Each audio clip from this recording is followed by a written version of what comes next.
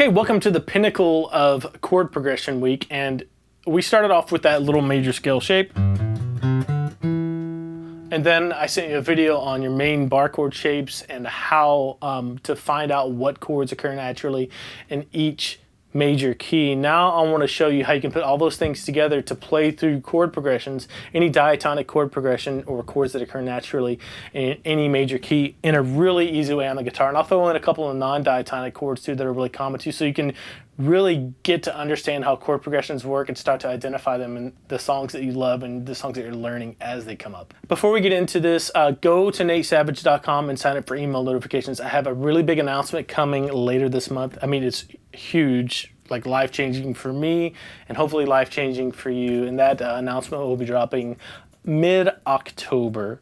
If I can get it done by then. I'm shooting to have it done by then, but go sign up for email notifications and it's gonna be really life-changing for me and hopefully for a lot of you too. Let's go through this. Okay, so you have your E major shape, E minor shape, and your A major shape and A minor shape. Those chords you're working with, right? And you also have the major key codec that you're looking at. Look at the key of G and it'll tell you all of the chords that occur naturally in the key of G. 1 is G and it's a major. 2 is minor and it's an A minor. Remember, 1, 4, and 5 are major, 2, 3, and 6 are minor. So that's where I'm getting this from the major key codec there. 3 would be a B minor because it's 3. 4 would be C major. 5 would be D major. And 6 would be E minor. Again, the 7 chord, we don't use that much. We're kind of leaving it out on its own.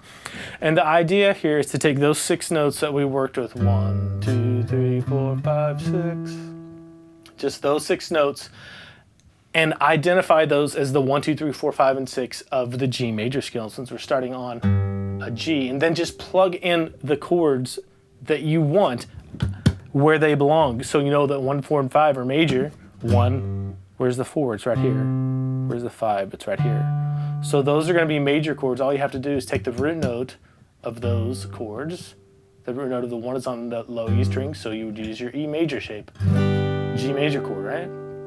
The root note of the 4 chord is on the A string, 3rd fret. So you just plug in your C major chord of the A major bar chord shape there, because that's a C note right there, your 4. The 5 is a D, that D note right there out of this 1, 2, 3, 4, 5. So take your A major shape and plug it in there, because our root note is on the 5th string, okay? And that gives you all your major chords in the key of G major. And we'll get to this more. All this is movable. This applies to every key, so that's awesome. Now you can do the same thing for your minor chords. Just plug them in on the 2, 3, and 6 for your little geometrical scale shape that we have here, right? So 1 is a G, 2 is A, and it's minor because it's 2, so plug in the E minor chord shape. 3 would be a B, and it's on the 6th string, so plug in that E minor chord shape to make a B minor. And then our last one, 6, 2, 3, and 6, right, for minor chords, is here. G, A, B, C, D, E, 6. So plug in a minor. Since the root note is on the A string, you plug in an A minor bar chord shape that gives you an E minor. So all of a sudden you have this big overview of all the diatonic chords, or all the most commonly used ones besides the 7th one, that are used in any major key. In this case, since we're starting on a G, it's all the diatonic chords in the key of G major. So you have G major, A minor, B minor, C major for the 4, D major for the 5, E minor for the 6. And when you hear somebody say, play a 1, 4, 5 in the key of G major, this is exactly where they're getting this from. They're just saying, play those numbers out of the scale and attach the appropriate chord to them that fits naturally with it. So what's a 1, 4, 5 in the key of G major? It's a G, a C, and a D. Are those numbers major or minor? Remember, 1, 4, and 5 are major. So you just plug in those chords. 1 is a G major, 4 would be a C major, and a 5 would be a D major. Now, what if somebody said, play a 2, 5, 1 in the key of G major? Just plug those use that same idea to plug those chords and go to a 2, which is an A, and it'll be minor. Then a 5, what is that? It's major, right? And it's the D note, so it'd be a D major. And to the 1, a G major.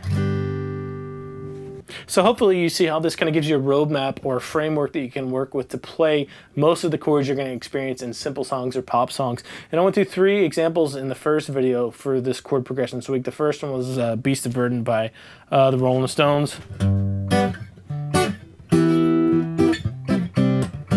Something like that. And if you just take what we're talking about here and really apply it, I'm playing a 1, a G, a 5, a D major, a 6, an E minor, 1, 2, 3, 4, 5, 6, E minor, and then a C major. So what I'm playing is a 1, 5, 6, 4, and G major. And really all I'm thinking about, I'm not thinking about the chords I'm playing too much, I'm thinking about the shapes or the geometry.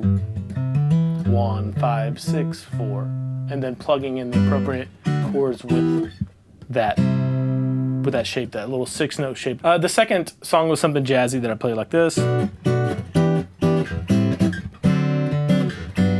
I used some jazz chords in there, but you could easily just have used bar chords, and it ended up being a 3 or G, A, B, a 6, E minor, 2, A minor, then a 5, a D major, and then a G, a 1. So all I did was think about 1, 2, 3, 4, 5, 6, and then 3 for the progression, 6, 2, 5, 1, and then plugged in the chords, 3, 6, 2, 5, 1. And the last example that I played was just the chorus of Have You Ever Seen the Rain? I know it's in a different key, but I just played it in the key of G. I played a 4 for a C chord, a 5 for a D chord, then a G for the 1 chord, and then a 6. So, I wanna know, have you ever seen the rain coming down a sunny day? Right, so 4, 5, 1. And that's all I'm thinking about is the numbers and just those 6 notes and plugging in the right chords. And the best thing about this is that you can do this in any key. That's the beauty of bar chords. Say if the singer that you're playing with, like all these are in too low of a key, can you move these up? Yes, I can. I can go, instead of starting on a G, I just move it up. Maybe 1 fret, maybe 2 frets. Let's move it up 2 frets and start on an A. So now we're playing in the key of A major, but I'm still thinking about just these 6 notes. 1, 2, 3, 4, 5, 6. The notes change, but the shapes that I'm using and where I plug in my chord shapes relative to that starting note A never change. So the notes change to A, B, C sharp, D, E, and F sharp. But I'm not even thinking about that. I'm thinking about 1, 2, 3, 4, 5, 6. And subsequently, I play the exact same shapes for all 3 songs that I just went over, just starting relative to a different spot, right? So starting on this A, that's my 1 note. 1, 2, 3, 4, 5, 6, and I can plug in those chords in the key of A, not even thinking about what chords I'm playing. So 1, 5, 6, 4 for the Beast of Burden, right? Or if I'm doing the CCR thing, 6,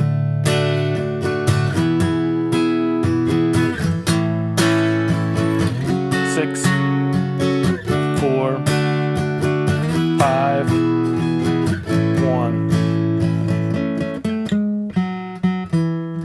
Consequently, when I'm playing that little riff at the end, all I'm thinking about is the numbers too, so you can expand this idea out a long ways and play in any major key. And grab the major key codec, move this idea around to any major key that you like. You can move it to F,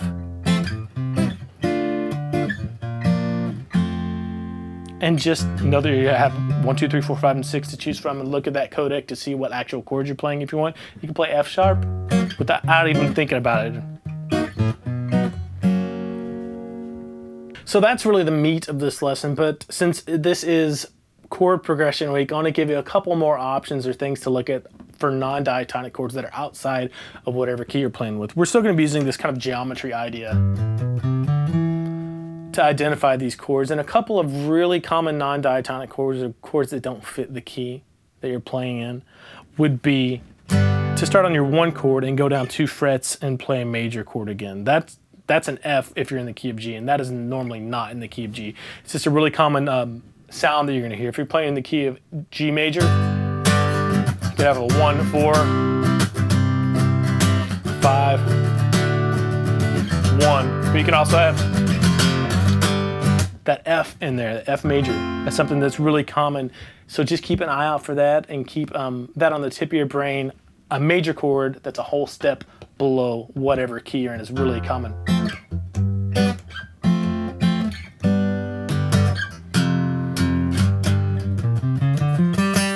And it's really bluesy sounding too. Another really common non-diatonic chord that you're going to want to keep an eye out for is something called a secondary dominant. Don't let that scare you.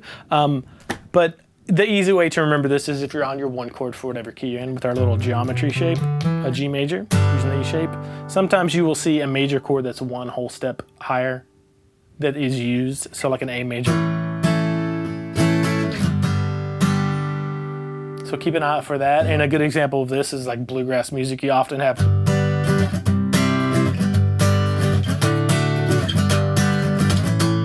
that major right there, followed by the 5 chord of whatever key you're in. So a D chord is the 5 in the key of G major. So that's something that's really common too. Another really common non-diatonic chord is when you take the 4 chord, in this case a C major, and make it minor. That's like old school rock and roll, or like some kind of lull in the song right before it picks up back in the chorus.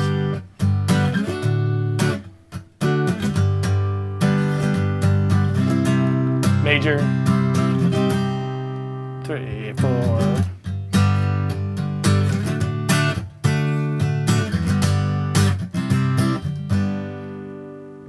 And all of these non-diatonic chords work the same when you change keys too. So if I move to A major, play a 1, 4, 5, I can play a whole step below with a major chord, it would be a G major in this case. I could have a whole step above, that's a major chord. And then I could have a 4 chord, make it minor, and then go back to the 1. So I hope Chord Progression Week has helped you out a little bit. If you have any questions, leave them in the comments below, or email me, nate@natesavage.com. Don't forget to share this video and this little mini series I did here with anybody who you know is struggling with understanding how chord progressions work. Also, let me know what topics you'd like to see for, we did bar chord week last month. This week we're doing chord progression week. Let me know what topics you'd like to see for that. And if you're struggling with any one particular topic on the guitar, it can be bar chords, improvising, finger style, music theory, go to natesavage.com and schedule a personal private lesson with me. The first one is complimentary, so there's no risk or obligation. And don't be shy about that either. I really look forward to meeting you, and I'm really enjoying the time I have with my private lesson students. See you later.